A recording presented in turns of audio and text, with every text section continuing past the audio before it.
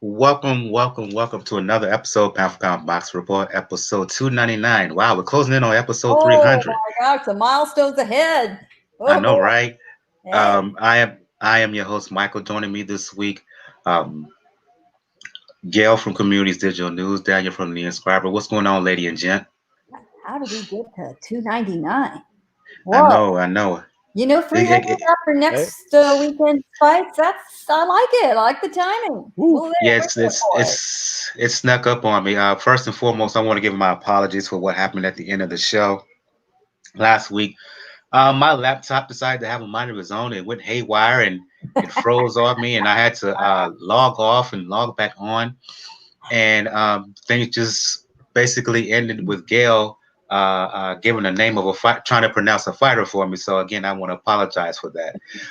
But yeah, episode 299 right here and now. For those who are new to Pound for Pound Box Report, Pound for Pound Box Report live YouTube show, podcast slash blog discussing all things boxing. The motto is when boxing is good, we'll talk about it. When boxing is bad, we'll talk about it. Bottom line is, if it concerns the sweet science, we will talk about it. For the time being, if you want to find all information about Pound for Pound Box Report, blog page is the place to go to, p4pboxreport.wordpress.com. On the blog page, if you check the top right of the blog page, you should find information where to follow us all over social media, where to find us on all platforms that RSS feed that distribute podcasts, your Spotify, your Google Play Music, your iTunes, and all that stuff. Where you can donate, we got a Cash Me and PayPal donation link, and also last but certainly not least, link to my online coaching page. I am an online coach with Beachbody.com. 2-week trials throughout the year if you want to check out any of the fitness programs on Beachbody.com. I would suggest you tap into that. I'm currently heading a challenge group for 6 weeks of the work, which is a really it's a tough, strenuous program, but it's the benefits are very, very fruitful. Wink, wink, nod, nod, Daniel. My next challenge is going to be 10 rounds, which is a boxing-based program, not nearly as strenuous as 6 weeks of the work, but I think it's going to be a fun it's a fun program. I've checked it out. That's going to start probably next month, mid to late next month. So again, wink, wink, nod, nod, Daniel. I would check that out for those who are interested in stepping their fitness game up, or getting into shape, or they want to take their fitness to the next level. And also, last but certainly not least, check out my work on threekingsboxing.com. I am a writer there, senior writer there. Head, of course, by the homie 2K, the head of Three Kings Boxing, head of media relations, Bo, who you've heard on the show in the past, as well as our other senior writers, Jarrell, Big Cool, editor Red, Bakari, head writer Bakari, as well as other senior writers, Jarrell, aka Big Cool, and our editor Red. A matter of fact, I submitted a write-up. You can see it on threekingsboxing.com right now. I'm a prospect to keep your eye on. Daniel McCann, promising 7-0 record from the UK. They're already talking about him being the next Nassim Hamed, 6 foot tall bantamweight. He looks like he is the goods. Let's get things going by recapping what happened this past weekend. And I have to say, I have to be honest with you. I'm not going to try to pussyfoot with you here. The fights itself, in terms of excitement level, yeah. You want to throw in boring, I wouldn't argue with it. Let's start with the most exciting bout, if you want to call it that, of the weekend. We talked about this guy, Jaron Boots Ennis, a lot on the show here, Gail. He fought Juan Carlos Abreu, kind of a showcase step-up fight. Abreu making the same mistake that too many boxers are making in 2020 over the past few years, especially, and that is he missed weight. He was nearly 3 pounds over. They kind of came up with a little contract after the weigh-in to let the bout go on. And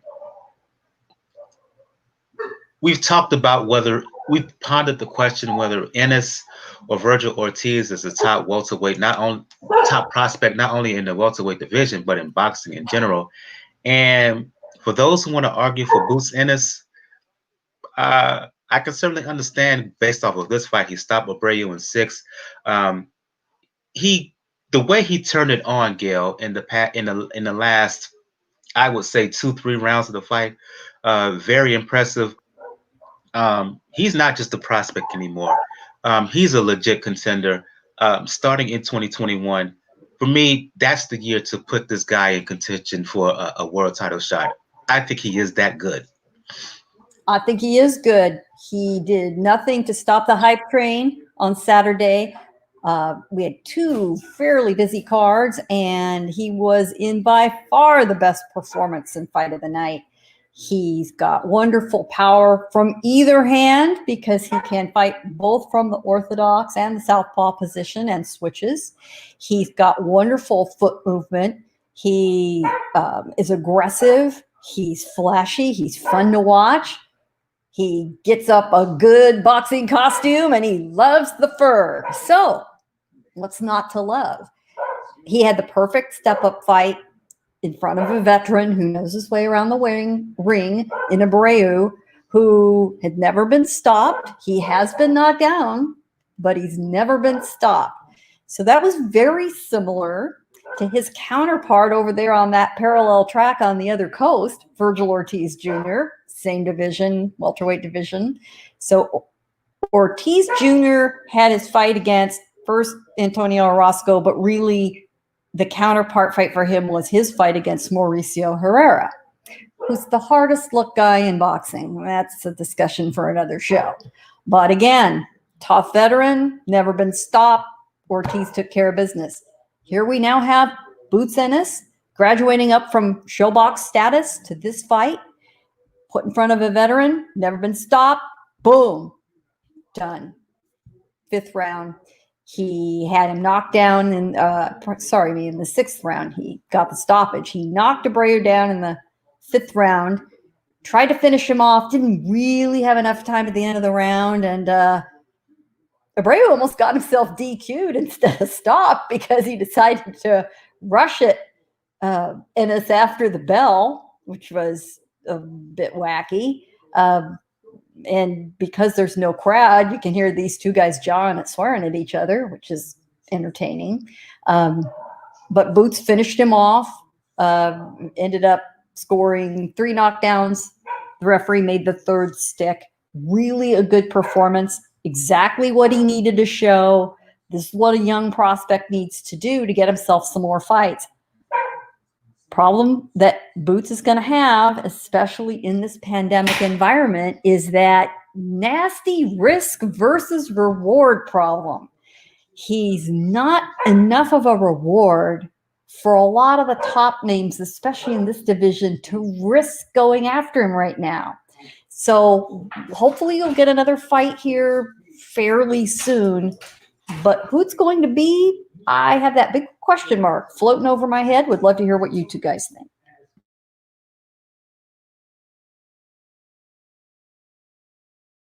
Sorry, I was on mute. I'll go to you, Daniel. Your recap of Ennis's win over Abreu, and secondarily, try to tackle Gil's question in terms of the step up level or what's next for Boots as we begin to end the year of boxing in 2020 and we move on to boxing 2021. I'll reiterate, it's time for him to make his move. He's ready to put himself in a position to go on a title shot, in my opinion.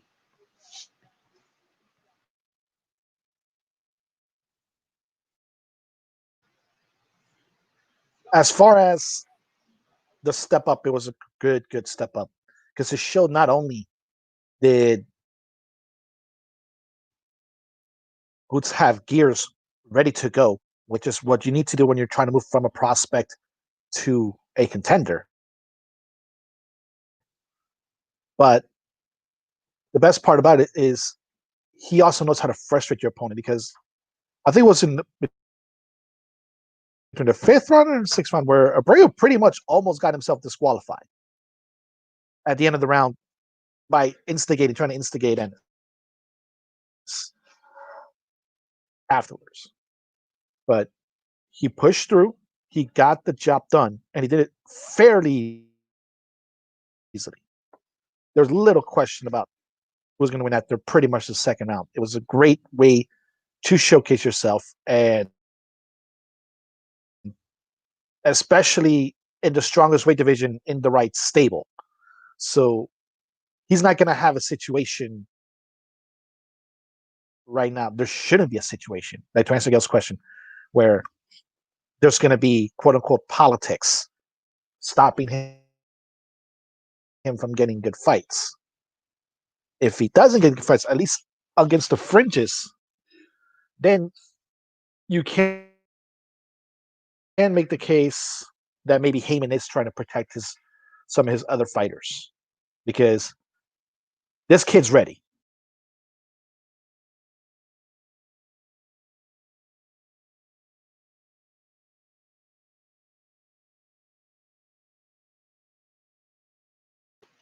Gail, before the show, we were having a discussion, and Gail was mentioning, and I'll go back to you, Daniel. Gail was mentioning in 2021 a possible matchup between Ennis and one Adrian Broner. And I'm like, okay, yeah, it's a name, but based on what I've seen, the steady progression of Boots versus the steady decline of Broner, Boots would have his way with him. Dare I say it would be relative easy work. Oh, I think so, absolutely. But hear me out. Now, I don't lay claim to having this idea. This was floated on the Showtime Boxing podcast this morning. And I will call out one Kieran Mulvaney, a good friend, for floating this crazy idea. The more he talked about it, and the more I weighed some of the other potential realistic possibilities, the more I couldn't deny that it made some kind of diabolical sense. And so here's the thinking. Ennis is dangerous. He's got knockout power. He's young. He's a tough go for anybody. I don't care who you are. So he isn't going to get any of the big names, not right now. Anybody else at the next level, yeah, the paycheck is probably not there to test yourself. The best test for him from a style point of view would be guys who could box him and take him rounds. So you think about, an Ugas, a Lara. Does that move the needle with him? From a development standpoint, maybe, maybe not. Here's what Broner does for him. Is Broner a real athletic competition test? No. However, Broner still draws an audience. Yes, it's the pandemic era. You're not putting butts in seats, but Broner gets buzz. Broner has a following. To this day, he still does, for whatever reason. He's fought most of the top names in the division. We can match Ennis's performance against Broner with the others against Broner, as a point of comparison. And it builds name ID for Ennis. And that is something he could really use, is a little more visibility. All of us complete hardcores know who he is, very impressed, looking forward to seeing him. The average person on the street that can only still name Manny Pacquiao, Floyd Mayweather, Oscar De La Hoya, and maybe they know a few heavyweights, yet they don't know him. And they should know him. And they'd like him if they got a chance to see him in a crazy fun fight where he could show off with a guy that would draw their eyeballs. And that guy just might be Adrian Broner. The problem is Broner probably wants too much money. He's not worth it. And in this environment, it's really hard to tell, where a promoter can put a fight together like this to make money. But it's safe to say Boots Ennis never has to be on Showbox again. That's for sure. We would all love to see him and Virgil Ortiz tangled down the road. That's a fight that must be made at some point. between these two young guns, but it's too early for that right now. So what are we going to do with him in the next 12 months? I'm open to suggestion. The truth is, I don't care who he faces. I look forward to seeing him again. But to get him a broader audience, the promoters, the network are going to really have to think about who could deliver some promotional benefit to him, as well as some kind of challenge in the ring. Minimal. You know what I would do, and open up your mic for this, Daniel. Jamal James is ranked #1 by the BA. If I was Boots Handlers, I'd try to make a matchup with him early to mid 2021. That way, a win would put him right in line for rankings wise for a shot at who? Pacquiao. I think Pacquiao might be out of the game before Boots. Well, if Pacquiao, here's the problem with Pacquiao, go ahead.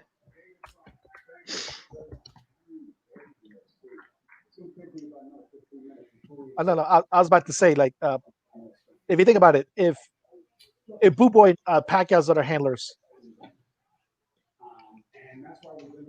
if they don't want no parts of Bud Crawford, what makes anyone think they want any parts of Boots Ennis at this stage? Yeah. And so what? Okay, if that's the case, they're not going to. Like, if it comes to that situation, they vacate, and Boots will fight for the vacant belt. Yeah.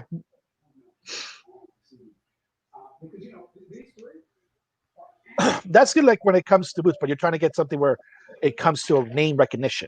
You automatically lose the name recognition because at that point, Manny will just say, "You know what? I'm just gonna now bide my time. I'm pretty close, and I'll just start my stealth presidential campaign." But it's a good move to make. But that's what I mean. We have to see if his team can move because, like I say, he's in the right division. He has the right promoter now, Heyman, to mostly make things happen. But then we'll see whether or not it'll actually start happening, or if what has been said of Heyman a lot of times that he does have favorites, if that suddenly comes up.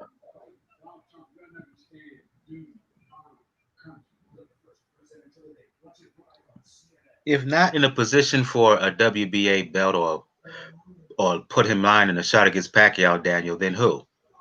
Who should he go? Who should team Ennis gun for in 2021?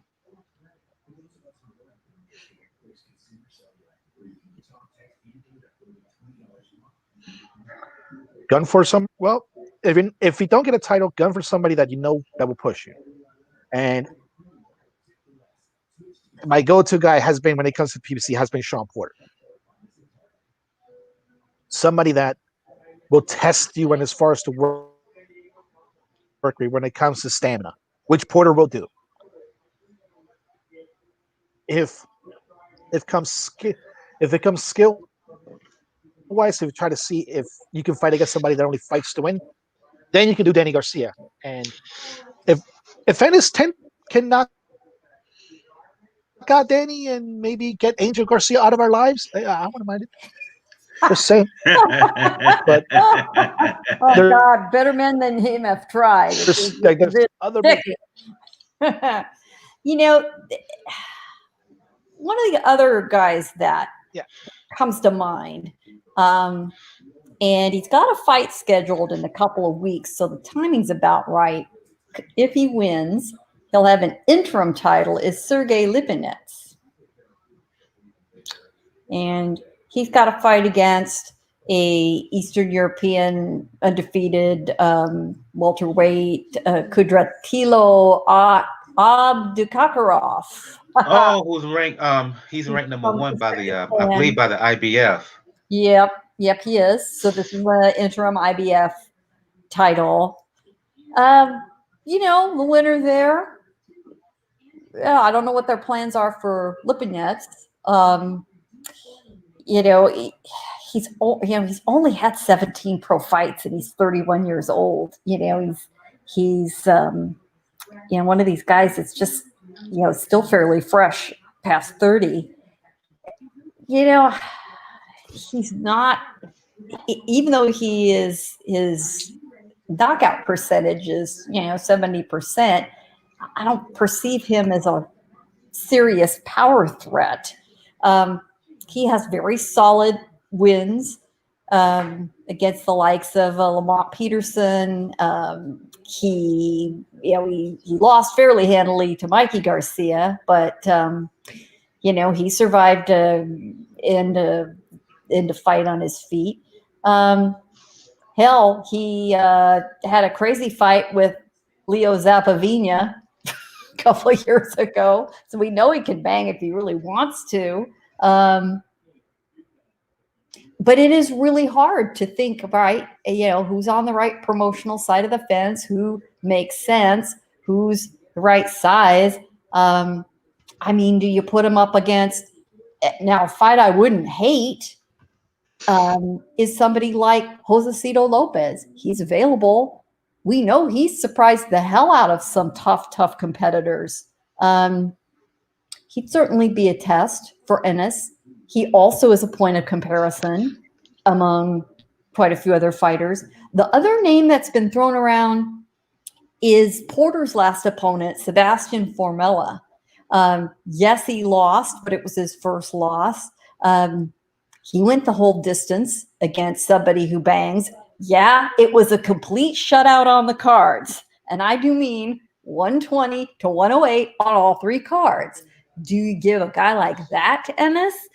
When I heard that suggested, I thought, I don't think the poor man deserves it. I really don't. He just went 12 with Porter, and you're going to feed him to Boots? That's a lot to ask. It really is. It's a tough call. It's a really tough call. The more I think about it, Broner is a crazy pick. Josecito Lopez does make sense. It does. And he comes at the right price. He's available. But I think we'll find out pretty quick here what happens. Let's move on to talk about the other fights that took place this weekend, which I said was rather tedious and in some cases outright boring. I didn't see this next fight we're going to talk about, so I'm going to rely on you, Gail and Daniel, and that is King Tug Nyambayar. For those who may remember, Nyambayar fought Gary Russell, I want to say last year. Unsuccessful try at Russell's WBC world featherweight title in Russell's customary one fight for the year. And though he lost, in my opinion, he gave a very good account of himself. He fought a guy by the name of Eduardo Ramirez. From my understanding and from my reading, checking it out because I was at work at the time, King Tug put Ramirez down a couple of times early in the fight. I want to say either round 1 or 2 or round 2 or 3. I can't remember. But not Ramirez, but what's the guy's name he fought again? Kobe Abreu, a last Kobe Abreu. Yeah. Mm-hmm. So an undefeated featherweight from Barbados. Abreu, he rallied. Ramirez was his first opponent, but he had to drop out. Brady, he came on over the second half of the fight. Based on the scorecards I read, it gave off the impression that it was a pretty close fight. And really the knockdowns early on were the difference. I'll rely on you guys. Was that indeed the case? It was. Brady was one of these unknown factors. Yeah, that he looks good on paper, but how good is he really? Because his opponents were nothing to look at. So Nyambayar had him down in the first round, near the end of the round, and we thought, okay, all right, here we go. This is going to be over pretty quick. We're going to have extra snack time in the kitchen between this fight and the main event. But Brady survived to the bell. Nyambayar knocks him down again in the second round. Okay, now he'll finally close the deal. No, Brady hung on, survived. And next thing you know, he's shaking it off. Yeah, he is down 20-16 at that point, the beginning of the third round. But darn if he didn't hang in there, chip away. Nyambayar kind of eased off. he was boxing, he was winning rounds, but you're never sure what the judges are seeing. And his corner said to him more than once, come on, you think you're winning. You better make sure you're winning in the eyes of the judges. Meanwhile, Breedy is coming. He was being aggressive. He's not a very elegant puncher. He falls into his punches, but he was making a lot more effort in the fight than Nyambayar, and he was getting King Tug to fight his fight. Now, he didn't quite have enough tools to completely take over and make it stick, but I was impressed by how he never gave up. He took his best shot at it. He tried. He didn't fold his cards at all. No disgrace. He performed beyond expectations, which is a good thing when you don't know a guy. He made an impression. He'll be welcome again back into the ring. No question about it. He did lose. The scorecards, just as the corner warned Nyambayar, were a lot closer than he probably thought. Now, he won the fight 114-112, and Steve Weisfeld had a 114-113 card. I don't know how he got the math on that one, given there were 2 knockdowns. But Don Trella, the third judge, scored it 115-111 for Breedy. So we're talking that Nyambayar got out of there with that split decision by the strength of that second knockdown.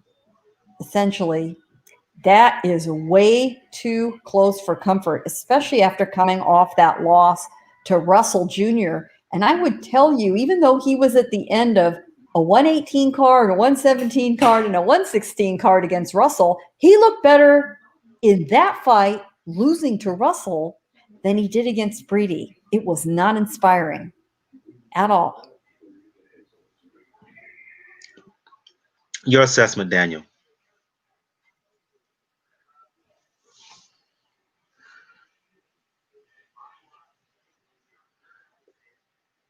Yeah, this was a fight where you had to give it to the underdog. You had to give it to Breedy. Like, he really,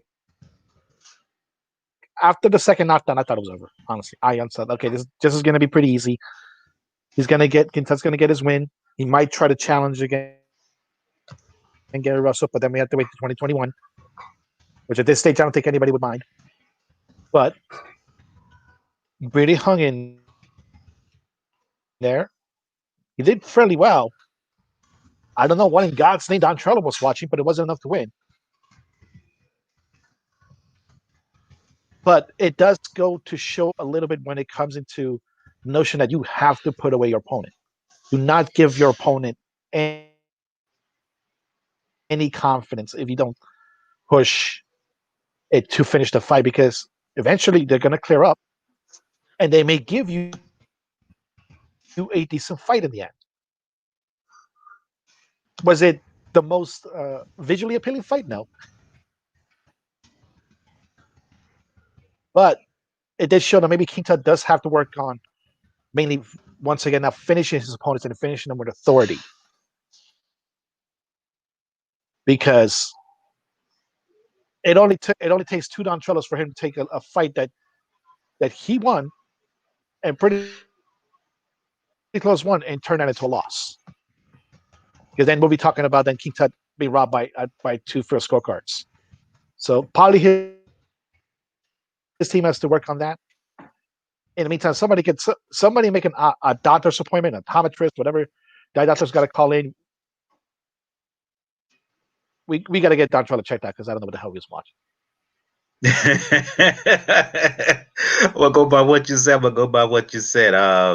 Yeah, if it was that bad, yeah. Well, they are sitting a socially distanced length from the ring. Maybe they need to move them back up closer. I mean, yeah. Was there a post in between Turla and the ring? Maybe his view must have been obscured. That was. You just cannot leave it to the judges. I mean, how many more times do we have to repeat that old cliche to everybody? It's the truth. You never know what they're seeing. Your complaint, Daniel, about King Tug, basically not finishing the matters when he had the chance. In a sense, I had that same feeling about Erickson Lubin. We talked about this fight in depth last week. Previewed the fight in depth last week. His fight against Terrell Gausha, which I believe was the main event. I felt that Lubin was the more talented fighter. I thought he was a better fighter overall. It proved to be a case. He won by unanimous decision. But uh, for me, Daniel, I was watching the fight and it was like yawn. My ADD started to kick in. It became very monotonous. We kept seeing the same old things. And am I wrong for suggesting that not just Lubin but his corner, Kevin Cunningham, played it safe? They could have been more impressive because whenever Lubin would land a halfway hard shot, he would get Gausha's attention, but he didn't take that next step forward to like really, really impress in the same way that Boots Ennis did against Abreu. He won. I think he's mandatory contender now for one of the champions. I believe it's Charlo at 154 pounds for one of Charlo's belts. But I had a feeling of emptiness because there was much more he could have done there was much more he could have done in this fight. It was incomplete, in my opinion. Your thoughts?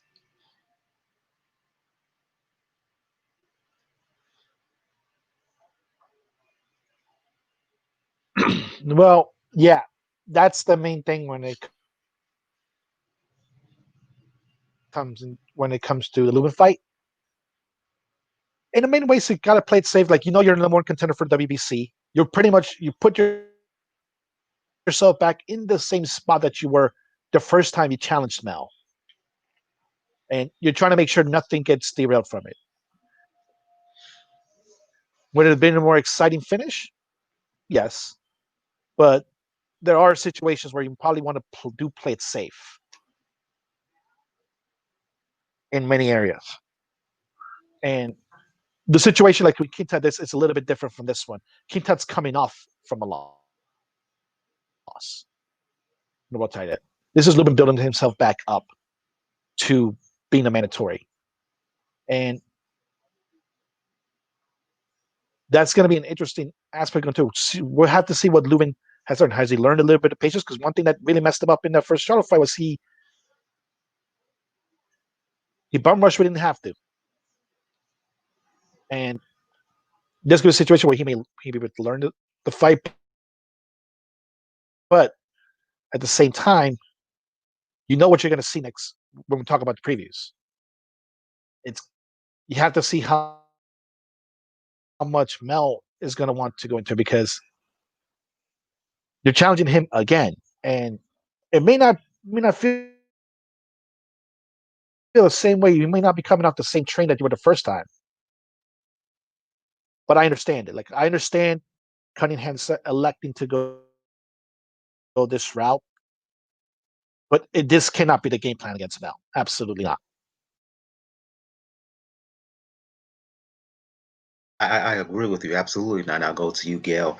First of all, as we'll talk about later on in the show, Mel Charlo has what I consider a pretty tough fight coming up as he's fighting a unification bout against Rosario at 154 pounds. But he got he's mandatory contender now. But if he thinks he's going to beat Jermell Charlo off of this performance, I beg to differ. He has to do better. Yeah, he has got to look himself in the mirror and have a long, serious discussion about that fight. Yeah, Gausha can make anybody look bad. He does. He can box somebody all day long. If you don't press him, if you don't pressure him, before the fight, both men said over and over, I'm going to bring it. I'm going to really make a statement. Yeah, I'm going to get rough. I'm going to bring it. I got nothing to lose. What the hell? And neither fighter brought it. Neither one did. Neither one did. It was almost as if Lubin wanted it handed to him on a silver platter. I don't know what he thought he was going to get from Gausha. Gausha he's a boxer. And the puncher part, he can lay a guy out if he catches him, but he is very content to just hang around. And you got to be the one to cause things to happen. And either Lubin couldn't figure it out or decided to be content with just winning the rounds, which he was fairly handily.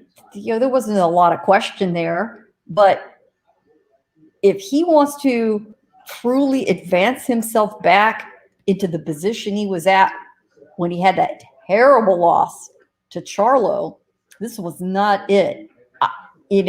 Thankfully, at least in the last 3 or 4 rounds, the action stepped up, mainly because Gausha caught Lubin and wobbled him, and Lubin finally woke him up. So if you tuned in near the end, there was at least a little bit of interaction to offer. But, if you had started watching from round 1 and you were still around watching in round 7, well, I would bet it's safe to say you were probably asleep on the couch in front of the television because it was that damn boring. And the only reason you hadn't turned it off is you were snoring. So just one of those fights that even though you win, it hurts your career. Nobody needs to see him against Charlo again. Charlo will just do exactly what he did the first time. There's just nothing in it for anybody. Lubin needs another fight. Somebody needs to get him a fight where he can shake off whatever the issues were and build his confidence or whatever it's going to take.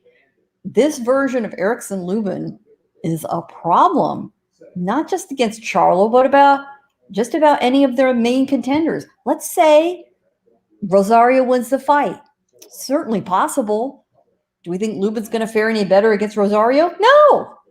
No, he will not. He has got a problem. So it's up to him to solve it, not us.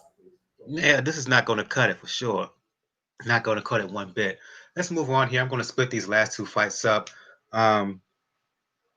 Going back to you, Gail, for this fight, ESPN card, the 2 main headliners, if you will. Jose Pedraza, a 2-time former champion at 130, 135 pounds. He's campaigning at 140 now. Fought a guy by the name of Javier Molina.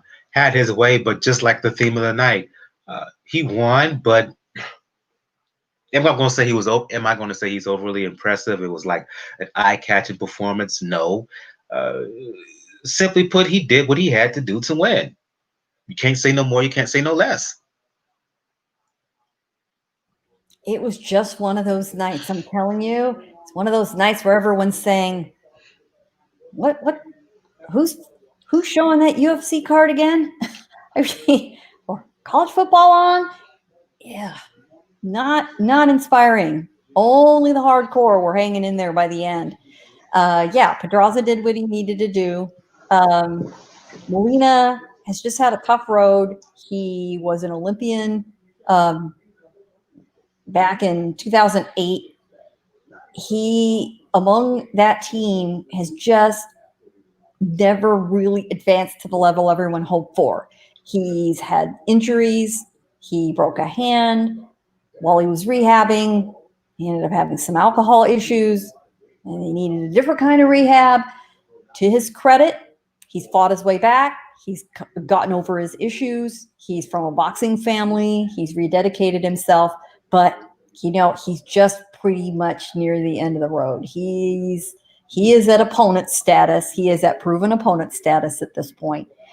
Pedraza now has some opportunities ahead of him from the win. It wasn't, to me, it wasn't as bad a win, if that makes sense, as the Lubin fight. He and Molina were at least engaging each other. But probably the best fight for Pedraza right now, he would really, really like to avenge his loss to Jose Zepeda.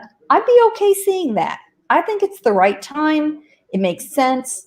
There's some history there that makes it a little more interesting. It's makeable in this environment. I'd be okay with that for his next bout. This was his second fight in the bubble. His first one was that blowout early on against Mikkel Lapierre. So whether this took a little more, whether that fight took a little more out of him than they thought, and that was the reason for the performance against Molina, whether he decided he was going to conserve his energy a little bit, because Molina is a tough out. I'm a little more willing to give him a pass than I am Lubin for his crummy performance. And Pedraza's was simply not that bad. It just wasn't that much of a thrill. We'd really hoped for a true full-on Mexican-style brawl, and we didn't really get it. Yeah, absolutely. He's not going to get a world title shot at this point. Both Ramirez and Taylor, they got other business to tend to, and all the roads leads to them fighting each other in 2021, more than likely. So yeah, to avenge that loss that you mentioned, Gail, that would make sense. Put it back on the ESPN, give Pedraza some more visibility. That's his best shot right now. To keep himself out there. I'll go to you, Daniel. On this final fight we're going to talk about here. We talk about F.A. Ajagba, and the question remains for him, is he the goods at this point? When I got home, I was watching this online and having a bit of a live discussion on the group chat with the fellow writers at Three Kings Boxing, and I have to be honest, Daniel, based on what I've seen the last few fights and based on what I've seen of this fight against Jonathan Rice, a guy he should have knocked out, he's looking suspect right now. It's not the fact that he went the distance, it's the fact that he kept getting hit. He got hit with too many right hands, for my opinion. Defensively, there's some concerns here. He fights too straight up. And though he hit Rice with some shots, he didn't put him down. Well, he didn't put him down. He didn't seriously hurt him, in my opinion. I'll put it that way. Feast or famine with this guy. What do you think?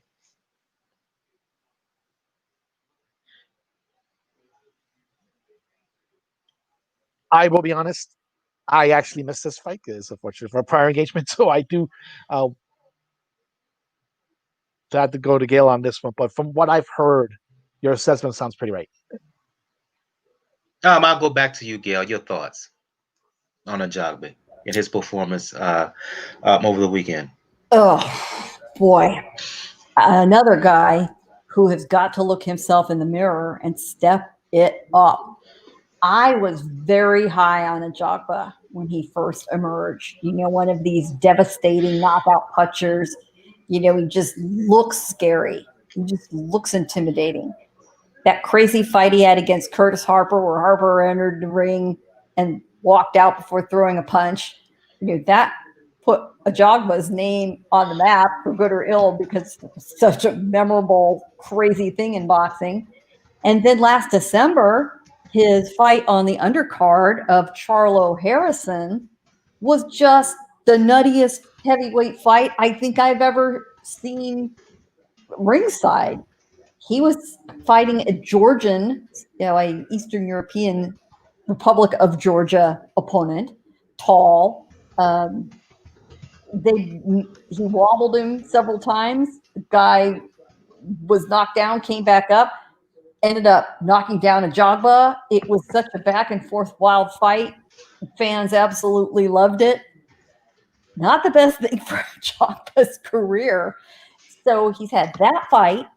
Prior to that, he had what was supposed to be somewhat of a showcase fight that ended up being an absolute 12-round grind against a Turkish opponent on the Pacquiao-Thurman undercard last July. So Ajagba hasn't had one of those showcase knockout wins, and Saturday was supposed to be it. And it didn't happen again. So I don't know what's going on with him. He has the tools. He has the look. He seems to have the work ethic, the attitude. I don't know what's going on with him. He is working with a new team. Maybe they haven't quite settled in yet. I don't get it. I don't get it. But he's going to get one more chance, and it's close to the 3 strikes you're out category. His peers in the heavyweight division, like Daniel Dubois, are flying past him up the rankings at this point. He is going to be left behind if he doesn't get it together fast. And I hope he does, because I think he can do it. I just don't quite get what's going on with him. Yeah, he even more than Lubin, he has to step his game up because we talked about how if Lubin were to fight the champions right now based off of his last performance, it's not it. Same thing with Ajagba here. You're right, Gail. Dubois and others, other heavyweight prospect, Hrgovic, Yoka over in France. Yep. I will argue they're bypassing him. Um, he has a lot. He has a lot to improve on. He has to have a serious come to Jesus meeting with himself, look in the mirror, and as well as his handlers, and figure something out. Because to me, it's not just him; it's just how he's being trained. He should not be getting hit with straight right hands like that. He shouldn't be so straight up and down at this point of his career. It's not just him, Gail. It's the people who are in his corner. Something is amiss. Something's wrong. Yeah, something's absolutely wrong with him. Dubois at this point would crush him. Hrgovic, I think the same. I think he'd have trouble with Tony Yoka even at this point. You look at some of these other, heavyweights, the top names, forget it. How would he even do against a Michael Hunter at this point? Hard to say. He He's should. too hittable. He's He, far too hittable. he is, and when Kaladze hit him in December, I mean, he claims he was caught by surprise. He went down. It was a fluke. He hit the ground damned hard. Let me tell you, when a guy that big goes down, oh my God, that's an issue. There are a lot of young names. If you scroll through the rankings, just go take a stroll through your box rec and look at the heavyweight division. Yeah, we all know the top names and so forth, but there's a very interesting large group of names, many of which the average fan doesn't really know, led by Dubois, who are the next generation. And Ajagba is going to be left out of that wave if he doesn't get down to business and show something fast. Certainly not a great day, not a great debut for Top Rank for sure.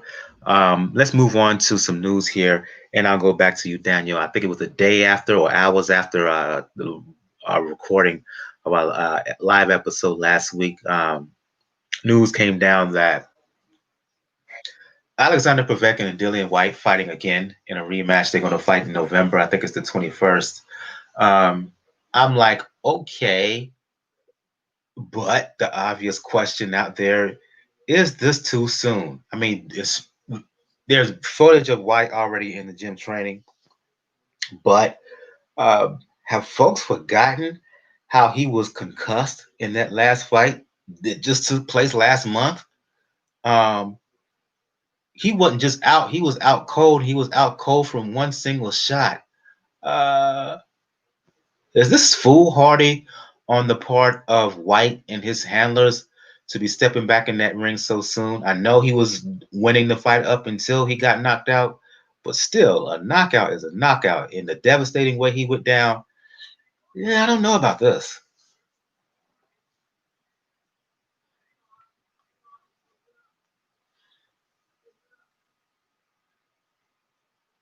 Uh, it fulfills an obligation, unfortunately, because it was in the contract that they did need a rematch. And I think everybody's trying to clear out any possible business when it comes to 2021. Because the only things that have to be left over are this and Wilder Fury 3. And everybody wants to clear their business, clear everything, just in case you can get yourself in line for the winner of what we most of us expect to be the the fight of 2021, obviously Fury Joshua, unless Wilder pulls it out. The main thing when it comes to this is that this is unfortunately Whyte's MO. He does not really take a lot of rests. He does take a lot of punishment when he tries to, even when we have to remember the Chisora fight for a bit. The way that fight went in, but he won that one. But the little bit of karmic justice that happened when it came to Povetkin winning on that shot, knowing full well I think what probably spurred things on is the fact that those 2 knockdowns that he got earlier in that fight, he knows he could hurt Povetkin. I think it would be completely different if he didn't have those knockdowns and then Povetkin caught him cold. Those 2 knockdowns do give him a lot of confidence that he can probably take him out if he is a little bit sharper. If he doesn't let Povetkin land that hook again, he may be able to put him away. Damn, a hook is the uppercut that's his problem. And we also have to mention that, it's only a couple of months, but yeah. The hooks and the uppercut, any punch that's pretty close is pretty much hurts when it comes to dealing with. But here's the also thing too. We have to remember how old Povetkin is. And we know he doesn't exactly train with the same discipline as a Klitschko. So if you catch a man who is that old, you catch him fairly soon, you're probably more than likely assuming that you probably catch him a little bit more tired. He's not going to be as he can be. So you're going to be able to use your youth. But that's pretty much all he has, because think of the whole trajectory of Dillian Whyte. He was the closest the person to get to Joshua before Joshua fell apart. That fight with Joshua fell apart after that second round where he looked like he was going to be able to hurt him. And then all the tricks he had to go through just to see if he was able to be a title contender. He gets that, and then he has to go through another 5 or 6 fights just to maintain that status, only for now this to happen. So I get it in a certain aspect. In one way, it's foolhardy, but I can see why he's doing it. Like he's trying to catch an old man, at least an old man when it comes into boxing terms. An old man off a quick fight. Don't let him recover. And maybe you'll catch him more this time around. Maybe you'll get that 3rd knockdown that could probably put it away.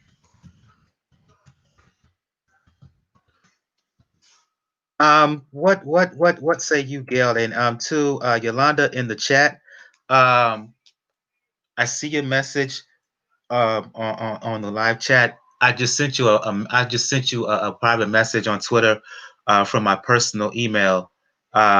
Please check it, please, because I would love to have you on the show next week to recap all the boxing that's happening on the on this weekend, the 26th specifically. So yeah, check your email. I just sent you a private message on Twitter. I would love to have you on. Going to you, Gail. Too soon for this rematch between Povetkin and Whyte? Well, conventional wisdom would say yes, that after a knockout like that, Whyte needs another fight. Also, let's remember how devastating that knockout was. That was one of those punches where when your head hits the canvas, you are already out cold. I'm surprised the British Boxing Board of Control has not suspended Whyte for longer than this proposed date. You know, after a particularly devastating knockout loss, you're usually going to get 90 days at least, but more frequently, you're going to get 6 months. So, what's he doing getting back in the ring quite this soon? It troubles me a little bit.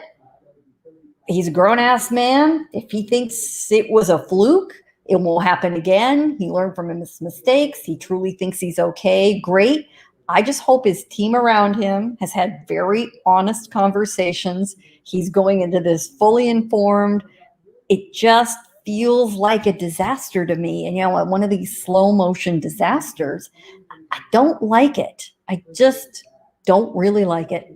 I think the timing is bad. I think he's, far too eager to get back in there and hasn't, thought it through. Sometimes your pride is leading you when common sense needs to prevail, and troubles me a little bit. And as an aside, Yolanda, love to have you on the show. We need you on the panel. Looking forward to it. Absolutely. Next episode of next Ladies Love Boxing episode. Love to have you on for that. I'm just putting it out there early notice when we have the Ladies Love Boxing show. God willing, in 2021. Let's move on to some other news here. I'm going back to you, Gail. You was telling us during the show that we know that Errol Spence, he's making this comeback fight against Danny Garcia in November. You was telling me during the pre-show that Spence is just now getting the okay to spar. Look, as much as we've criticized Garcia over the years, you got to give him credit where credit is due. He is tough. He can fight, right? Is there some cause for concern here that just now, in mid to late September, with a fight happening in November, that Spence is just getting the okay to spar? What does it say about all the concern, all the talk about how he was, the injuries was not that significant? That can't be the case if he's just now getting the word from the docs to allow him to do some serious sparring here. Well, the okay was not specifically coming from physicians. It was coming from dentists, because among the more troubling injuries that Spence suffered was having teeth knocked out. And it seems like it was a fairly complicated situation. He's been waiting to be properly fit with dental implants, apparently. That's the word. There's been no official discussion of this, and that he needed to wait and get the okay from the dental perspective to spar. Now, my understanding is he has been working out. He has been in the gym. He has been attending to his fitness. He's been doing everything but live sparring, according to trainer Derek James. James said he wasn't concerned. He looks fine. Not worried about it. Veteran and a guy at Spence Jr.'s level, he doesn't seem to think it's a real big issue, and that he'd get in there and spar when he got cleared. And apparently, according to media reports and Derek James and Spence's own social accounts, that he was cleared and will be sparring this week. It just raises more questions to me that I've been asking all along about the way they've handled this dental reconstruction. I think him having implants is a really bad idea. If you look at NHL players, they're the other athletes who lose teeth for various reasons. They get a stick to the face, a hand to the face, a puck to the face. It just happens. They do not replace their natural teeth when they lose them. They don't do any permanent dental replacements until their careers are over. They get partials and bridges, and when they go out in public, they have perfectly nice looking teeth, and for cosmetic reasons. They get on the ice, hell no. That stuff that gets yanked out, you don't have to worry about it being knocked out. Implants are not as strong as your natural teeth. And we all know natural teeth get knocked out from time to time. If you've got a mouthful of, artificial teeth that you're going to perhaps be worried about be distracted by, and also are in danger of not only having them knocked out, but they're embedded into your bone and into tissue in your head. I just, this seems really crazy to me. If that's in fact what happened. Now, maybe cooler heads prevailed. They didn't do it, and that nice smile we're looking at is the work of a very, very talented cosmetic dentist who's put in, an artificial bridge that he can wear, which I would advocate. Technology is really good these days. You ain't going to look like your grandpa's dentures. Not at all. I hope that's what he's done. And, 5, 6, 10 years down the road, if he wants to get a permanent set of choppers in there, he can. I think this is very foolish if he's gone for implants. We'll see. What say you, Daniel, about this news of Spence just now getting the okay to do some serious sparring? And shout out, and before you answer that question, shout out to the homie, my Nigerian brother Amma, for checking us out live, listening to us live.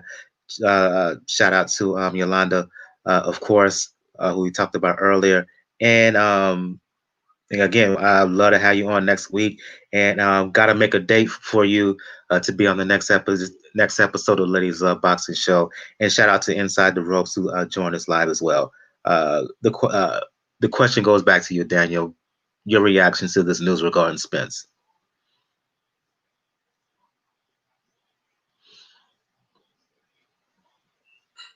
It does worry me. It worries me that it's taken, like I said, this long for you to get like permission to spar. Now, what the other thing what I can tell you is that maybe you are not really that scared of Danny Garcia's power at welterweight. Or you think you'll be skilled enough to avoid those punches at welterweight. But the problem is, unfortunately, this is one of the reasons why I wouldn't have minded if Spence got a tune-up fight before this, considering what he's coming back from. Nobody probably would have said anything if he had a tune-up fight, considering what he's coming from. But he's going into a fight against somebody who, like I mentioned, who the main answer, Danny Garcia, he doesn't do one thing great, but he does everything well. And he still got plenty of power in that left hook. Maybe you're hoping that your skill and your power will be able to bail you out from it, but if it's taking this long, but if it's taking this long to come in and spar, then we have a bit of an issue. Then we have a bit of a situation, because we've seen in this year, when it comes to the pandemic, that training camps have become, like I said, a lot stranger, unfortunately, due to everything that's been happening. And especially, you need to be as ready as you can, as long as you can. Like we just mentioned, like what Jermell Herring went through, like a couple weeks ago, where he had essentially had to go through 3 training camps just for one fight, over circumstances that were unfortunately beyond his control. Well, fully beyond his control. This is going to be a very, very interesting development to see how he's going to spar, what he's going to do. Are they going to protect more the dental work and just wait until the fight comes into put at risk? Or are they actually going to go full forward, really test it out, and maybe that dental work has done well enough where it can withstand a punishment of a 12 round? Because, like we mentioned, he may not have as much power as he did at 140 with welterweight, but he can throw combinations. He is smart when it comes to defense, and he can throw a sneaky left hook. Indeed. So yeah, this is something that attention should be paid attention to moving forward. It's going to be interesting to see how Spence reacts, not just to the sparring, but also the night of the fight, because we all know sparring is one thing, but getting hit the night of the fight, that's going to be a completely different thing. And Garcia, he does, as I said earlier, he does have power, particularly in the left hook. He is physically strong. He can be rough when he wants to be. And yeah, eye raising, um, eye raising for sure. So, got to keep attention to this for sure moving forward as when they get in the ring in a couple of months. Let's move on here to start to preview some fights that's happening this weekend. Listen, when Showtime announced their card for the rest of the year in 2020, September 26th specifically was eye raising because it's a heck of a weekend. And plus, their fights on ESPN as well on the 26th. So this is arguably the most power packed weekend of what has been kind of an abbreviated year in 2020 for reasons, as Daniel noted, in terms of herring, that's not in our control because of the pandemic and whatnot. But so yeah, let's talk about it. And because there's so much happening, we want to split these fights up, folks. Let's talk about where do I want to go? Where do I want to go? Showtime card, of course. Um, headlined by uh, headlined by the Charlo brothers. Jermall is going to fight Sergiy Derevyanchenko. Jermell is going to fight a unification bout against Jermell, being a WBC champion at 154 pounds. He's going to fight IBF WBA champion Jeison Rosario. Let's start with Jermall and Derevyanchenko. Jermall being WBC middleweight champion at 160 pounds. I go to you, Gail, and Maul. He has the WBC belt at 160. He's the favorite coming in, but I look at Derevyanchenko and I think he's going to give Maul a hell of a fight.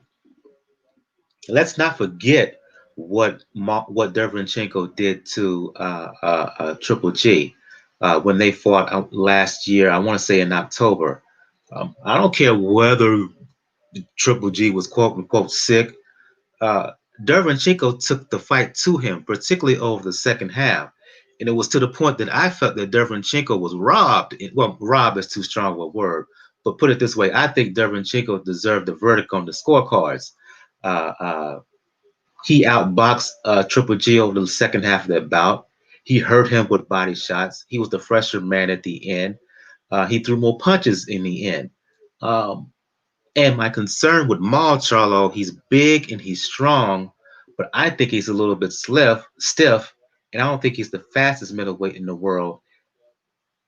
Call me crazy, but if Maul is not on his game, he can be outboxed by Derevyanchenko and he can lose. I think this is a dangerous fight for Jermall Charlo. Your thoughts?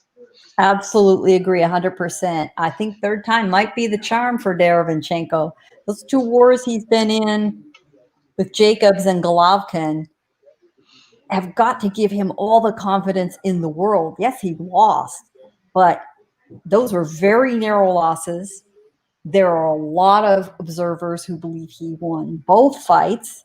I think he beat Jacobs for sure. Golovkin, I'm of the opinion that was a little tighter.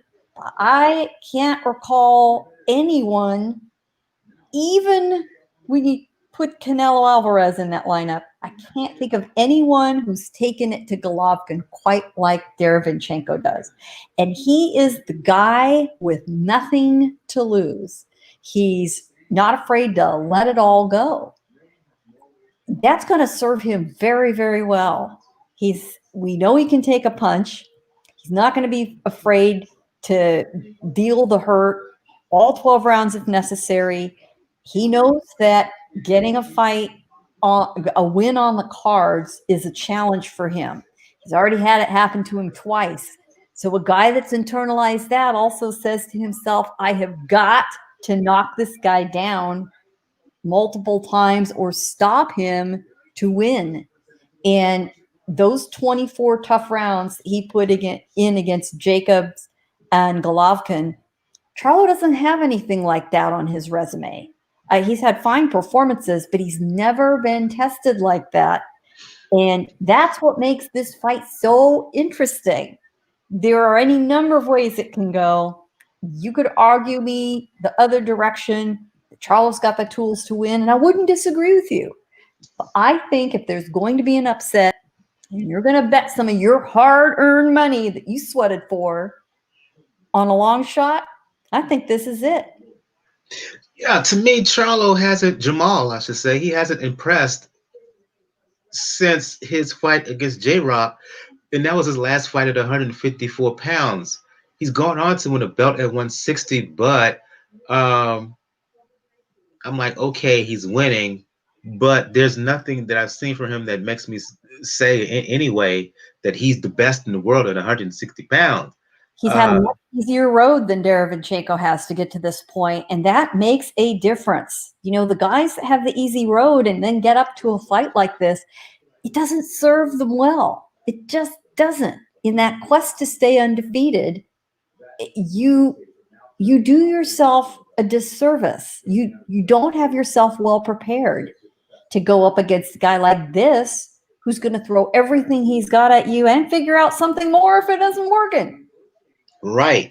So yeah, he's in for a handful against Derevyanchenko, in my opinion. I'll go to you, Daniel, to talk about his twin brother, Mel. He's fighting the unification bout against Rosario at junior middleweight. And here's the thing. Mel can win this fight, but he can't fight stupid like he did, particularly in both first and second fight against Harrison. If he thinks if he comes in there with the mindset that he's just going to go in there and bigger, stronger guy, just going to blow this guy out and just going to bowl him and physically bowl this guy over, he got another thing coming. Rosario, he may be limited from a skill standpoint, but this dude is strong. And in the fight against J-Rock, this dude, he proved that he could punch and punch hard. I got Jermell winning, but he's going to have to be disciplined. He's going to have to show skill. He can't do no crazy stuff, and he can't get lazy in there. Your thoughts?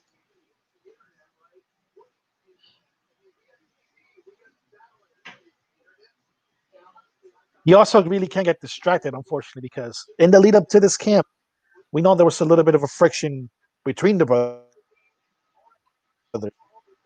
that showed itself a little bit on social media. You can't be distracted like that when you probably, technically, no assignment between either brothers can be seen as the easy assignment. Maul has to face somebody in Derevyanchenko who is more than ready and willing to take a fight into it, and he has to shake off the cobwebs of the Makobrov fight, the taste that it left in people's mouths when it came to him. Mal has to really gun here and dominate because you're probably right now in the division where you can do the most damage given the stable that you're with. And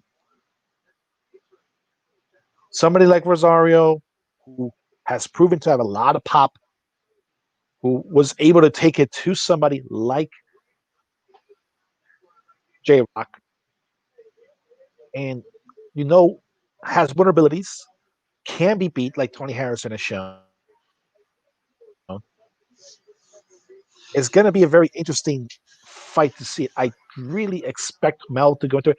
I have a feeling it might go the distance and it could be a split decision. But if Mel decides to look too far ahead, like I said, to skip over this and just immediately start thinking about the rematch with Lubin, he won't have a rematch to think about, considering the power that Rosario has. Exactly. I'll go to you, Gail, to talk about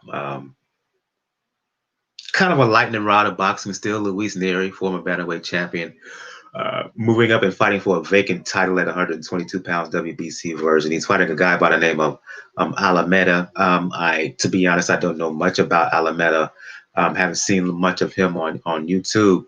But if you have seen him on the video, your assessment of him and what chances do you think he has against Neary, who, again, a lightning rod, but in spite of his issues, particularly when it comes to making weight, when it comes to his skill, his talent, he's still a hell of a fighter at anywhere from 118 to 122 pounds.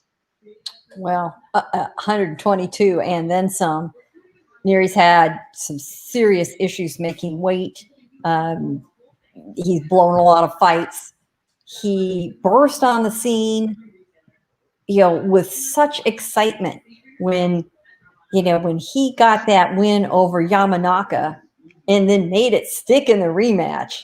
We thought we had a bona fide new star on our hands. And then, he's been his own worst enemy. Got ugly. Yeah, he really, really has.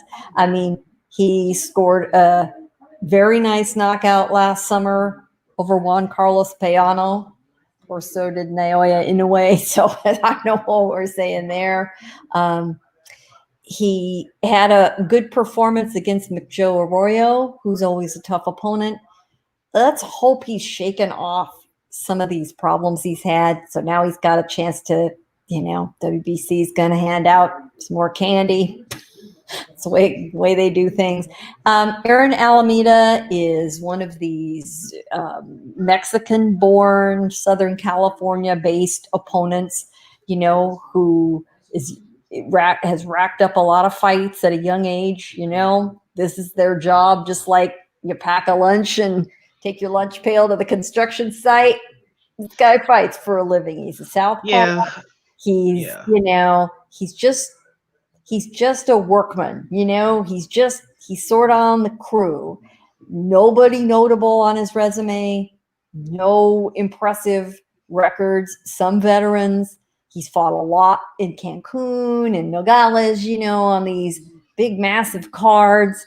So, you like to the thing I will, maybe he's got enough experience to make this a difficult fight, but nah. The thing I will say about him, he's a guy who likes to stay outside. He's long. He has long arms. He likes to box. Yeah, a problem is that his knockouts are, sort of flash knockouts. I just wonder whether he has enough strength and power, even though Neary is technically moving up in weight. Does he have the strength and power to hold Neary off long term? I don't think so. I don't think Neary will get a cheap win off him. I think he's going to have to work for it. And that's what he needs to do. He needs to put in the work. He should be able to stop Alameda. Alameda won't lay down for him. He'll give him a very good effort. But I think we all know what's going to happen. I'll go to you, Daniel. I don't know if you've seen much of Duke Micah, but fights John Rael Casimero. Casimero, of course, a lot of us thought heading into the year he was going to fight Monster Inoue, but that first it was initially set to happen in April. It was postponed due to the COVID-19 pandemic. Negotiations failed to reschedule the bout. Team Casimero has moved on. Thoughts on Michael, who's undefeated but kind of untested? Don't know much about him other than the fact that he's a southpaw. Decent skill, but does he have enough to hold off a Casimero who kind of quiet as kept, has had let me say he's not a southpaw, but he's Casimero quiet has kept, has had a pretty a really, really nice career, 3-time champion in 3 weight divisions. Not many people have seen him fight, but for those who have, good fighter, good overall solid fighter. He's accomplished a lot in his career. And let me make my correction. Duke Micah is not a southpaw. He's actually a right-handed fighter. decent skills, good pop from what I've seen in action of him, but still, um, big step up here against the likes of a Casemiro.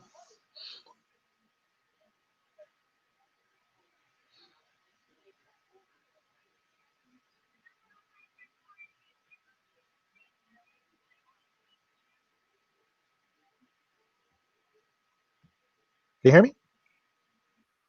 Yeah, I didn't hear you at first. Repeat yourself, Daniel. Hello, can y'all hear me? Okay, yeah, Here, this is here. going to be a very interesting fight when it comes to somebody like Casemiro, but it could be the perfect fight to do so when it comes to Micah. Casemiro is the type of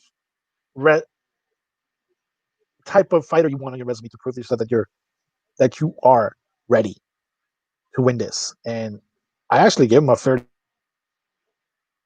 good shot.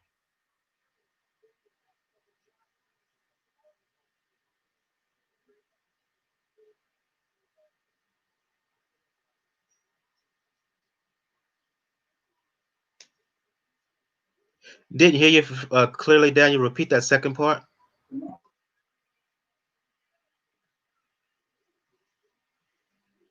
Oh, can you hear me now? Yeah.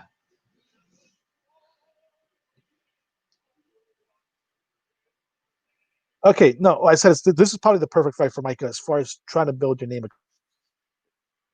because you just mentioned it, the accolades of somebody like Casemiro, champion 3 different weight classes. This is like the type of fight that you want, like the fights that we want people like Ennis to fight. I have seen not too much of Micah, but given at this point and given 2 wars that Casemiro's been through, I give him a fairly good shot. At the very least, based on my film and observation of him, I think he has a chance to be a very entertaining scrap because Micah, he likes to come forward, and as I said, but I think he has some legit power, and Casemiro has power as well. So potential to be possible low key fight of the night. So at the very least, if you're a hardcore fan, this is really worth paying attention to. I'm gonna skip the Brandon Figueroa, Damien Vasquez fight because we're running a little short on time here. I'm going to both of you with this next fight on ESPN. I think it's on ESPN Plus. Same night on the 26th, you're going to have Josh Taylor. Last time we saw Taylor was late last year, last fall. Fight Regis Progress in the final of the WB World Boxing Super Series tournament at 140 pounds. Taylor defeated Progress to unify the IBF and WBA 140-pound world titles there, fighting a mandatory contender by the name of Khongsong out of Thailand. And I just have to say it, Gail and Daniel, based on the film I've seen, yeah, this Thai dude is undefeated, but he is just very, very raw. Very, very raw. Doesn't have close to the skill set of a a a Taylor, who's arguably the best in the world at 140 pounds. Um, Taylor should win this. He should win this fight easily. He should hit this guy all day. If he doesn't, something's very wrong here with Taylor. He's not as good as I think he is. But I think he's the goods, and just this is a candidate for him to be in the Thai cousin of Bob Hope, No Hope here, because yeah, from a skill standpoint, he's not even close. He's not even close to Taylor. He's just not. He got power, raw power, but nah. Taylor at the very least should just box the mess out of this dude. He's too wide open for the likes of Taylor. Thai opponents will always give you a very honest effort. They never lay down. They never rest. They're generally very tough. Having said that, this poor kid's going to end up being at the mercy of Taylor all night. Once he gets a feel for him, what he's about, if there are any things he needs to watch out for, he's just going to have his way with him. It'll be like watching a cat with a dead mouse at some point. Having said that, credit to Taylor, back in the ring, staying busy, staying in front of the fans. That is a good thing. I applaud that. I'll go to you, Daniel. And if you've seen the video of his opponent, Taylor's opponent, your thoughts. But again, I'll reiterate. I'm like, yeah, this guy is too open. He's too wild in his attack. He's too loose in his defense for the likes of a Josh Taylor. This should be easy work for him.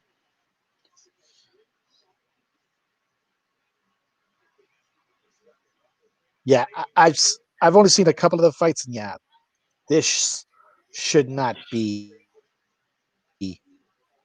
a hard fight for Josh Taylor. He is too skilled. His defense is too good. His punches are too crisp as far as to pay attention to it. The only thing that may falter into it, unfortunately, is what we've been talking about when it comes to some of these fights, which is looking ahead. We know they'll fight the top rank once. Fight with him and Ramirez. And if you look too far ahead, you might pay attention. You might get caught by somebody who, while being raw, might catch you with the right punch. I don't think it will happen, but you always have to play a factor into it. A lot of fights and a lot of records have been ruined by somebody looking too far ahead. I don't think Josh Taylor will. I think Josh Taylor would pay attention, get himself name out there, and get the hype going, probably for one of the, unless they really push it, one of the probably most anticipated early fight.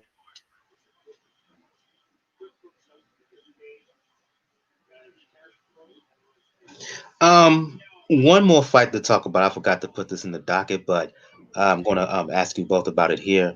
Dorticos versus Bredas. Finals of the World Boxing Super Series tournament at cruiserweight. Quick word on this fight for any one of you guys who want to discuss it. I'm so glad you brought this up. I was going to toss in a quick reminder about this fight. Oh, it's been such a long time waiting for these two to finally get this fight in there and get settled. I think it will be highly entertaining. It's going to be a banger. Might be messy. Might be fun. Might have multiple knockdowns. Might have a devastating KO. It'll be action-packed, no matter what the outcome is. It's a very close fight. I think I do give Dorticos the edge in this one, but it's going to be, I think, unless one of the Charlo fights really delivers some crazy action, this will be the most action-packed fight of the weekend. I'll go to you, Daniel. I kind of agree with Gail here. At the very least, both of these guys can punch. Both of these guys are exciting. And if it goes 12 rounds, I would be personally surprised.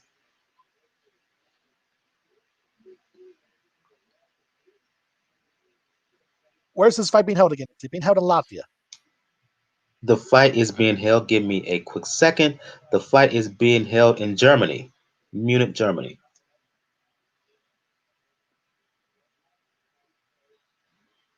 Okay, so fairly neutral ground. All right. Oh, this is gonna be a fun fight. This is gonna be a fun fight. We know Bredas is a competent champion. We know he has the skills to be a champion and the skills to win a fight. The main thing, though, is sometimes he does it in the manner that is most, how do I put it, unappealing. But Dorticos, he'll be able to pull that into it when it comes to the amateur pedigree, when it comes to the way he did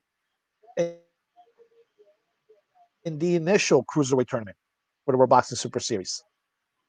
And the way I can see this happening,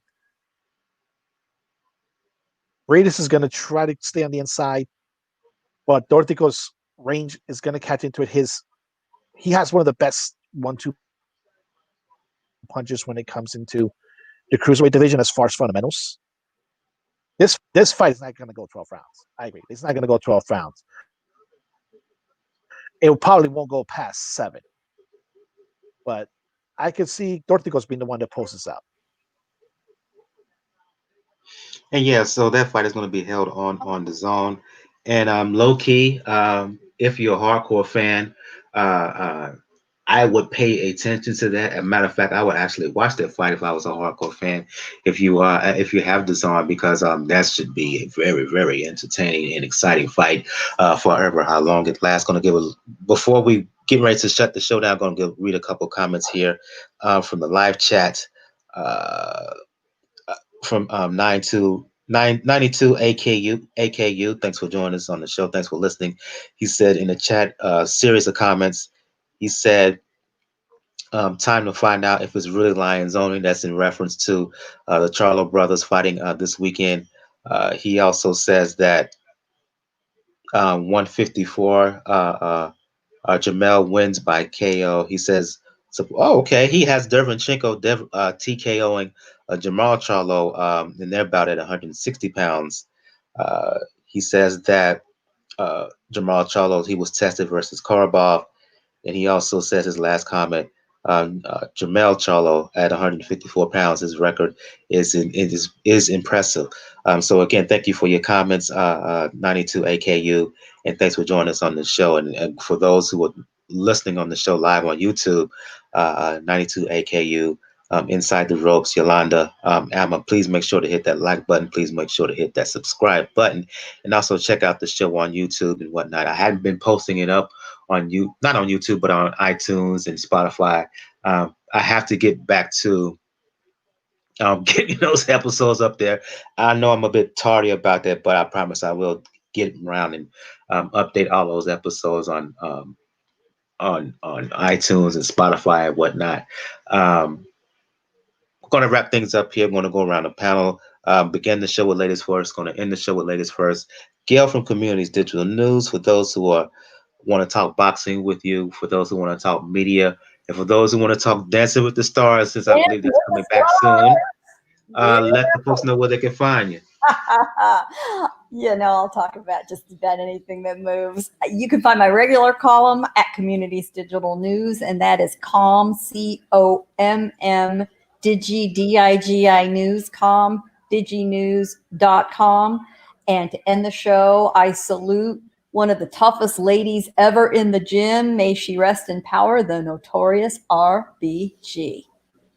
Indeed, indeed. For those who've been sleeping under a rock, who she's referring to is Justice Ruth Bader Ginsburg, who surprisingly, well, not surprising, well, shockingly to a lot of folks, passed away late Friday evening at the age of 87. She was a titan on the court. It would it would be I couldn't use the words enough. I don't think I could summon up the words to describe the impact that she has had on the course. If you care about women's rights, if you care about civil rights, if you care about human rights, she was that woman. There's a reason they call her Notorious RBG. A powerful figure. So frequently referred to in the same way that Thurgood Marshall achieved so many accomplishments for Black Americans. Ruth Bader Ginsburg did the same for women. And in her last first, she will be, this is shocking to me, she will be the first woman to lie in state in the Capitol, U.S. Capitol, the first woman to do so. That stunned me. But, he's going out with another milestone. And absolutely. She was well known for her wicked workouts. And that's why she beat back cancer several times, was still sharp-minded enough to serve on the court until virtually her last day. So get in the gym, y'all. Yeah, her strength, her wit, her dissents while on the court, Supreme Court especially, were legendary. And there's no doubt about it. The impact that she had, once again, I cannot say enough what she meant, and she will be sorely missed. I go to you, Daniel, for those who want to talk the sweet science, for those who want to talk the NBA, especially when it comes to the Miami Heat. They're in the Eastern Conference Finals, which I believe they're 2-1 up on the Celtics right now. Let the folks know where they can find you.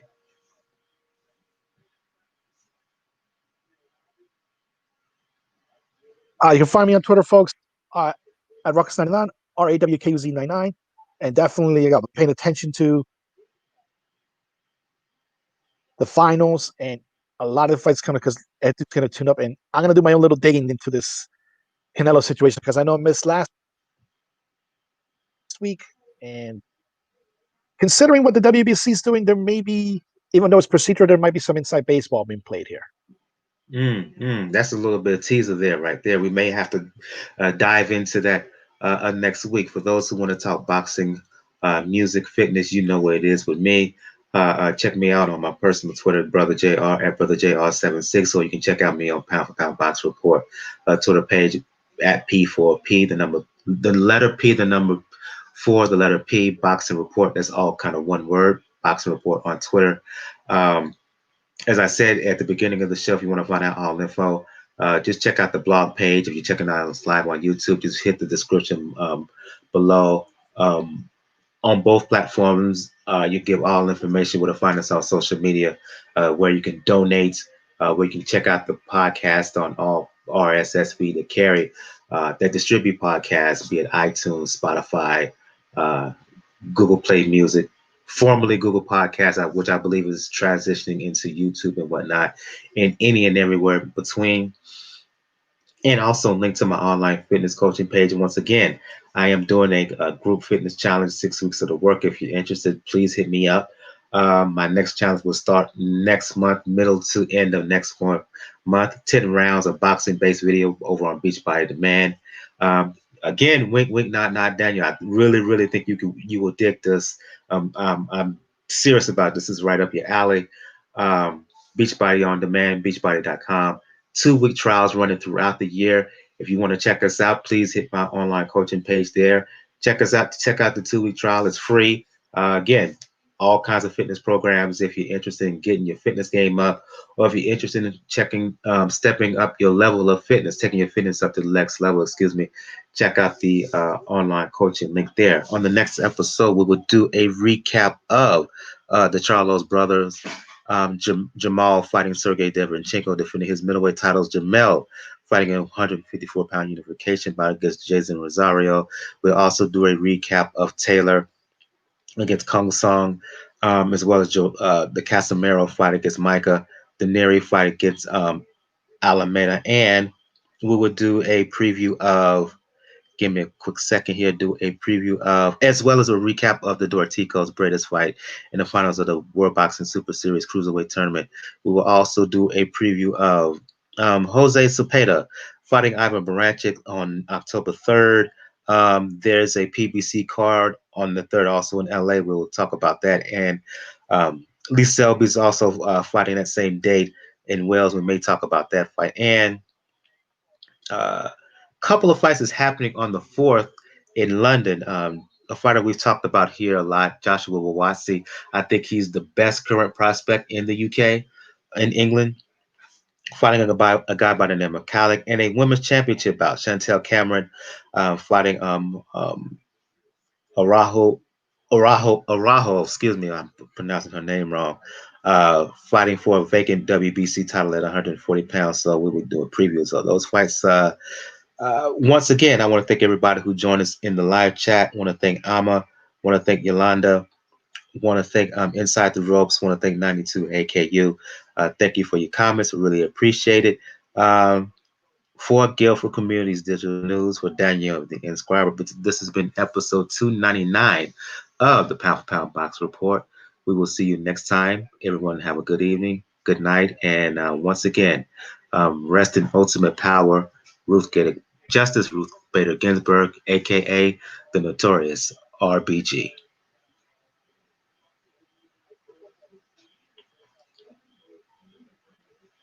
Call your senator. Indeed, indeed.